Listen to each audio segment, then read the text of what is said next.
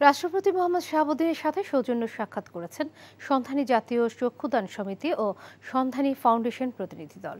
সমাজ কল্যাণ মন্ত্রী ডাক্তার দীপু মনির নেতৃত্বে সন্ধানীর দুইটি প্রতিনিধি দল বঙ্গভবনে রাষ্ট্রপতির সাথে সাক্ষাৎ করেন। সাক্ষাৎকালে সন্ধানীর সার্বিক কার্যক্রম সম্পর্কে রাষ্ট্রপতিকে অবহিত করেন তারা।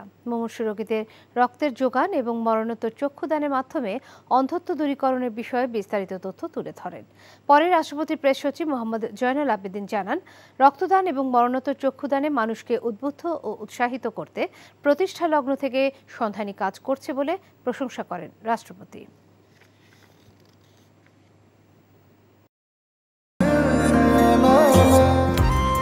আমি মনে হয় তোমারে ভালোবাসি, মনে হয় না, আসলেই ভালোবাসি।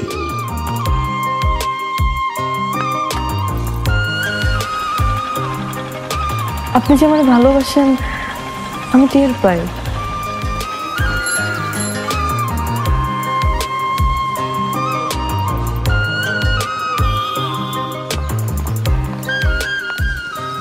বুকের বাম পাশে যে ব্যথাটা হয়, ওই ব্যথাটার কাছে প্রশ্ন করে দেখো না, ভালোবাসো কিনা।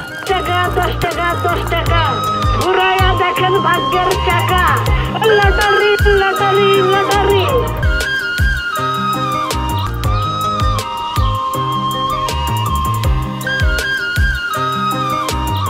আপনি না চোখের যন্ত্রণা বুঝতে পারেন, বুঝে নেন।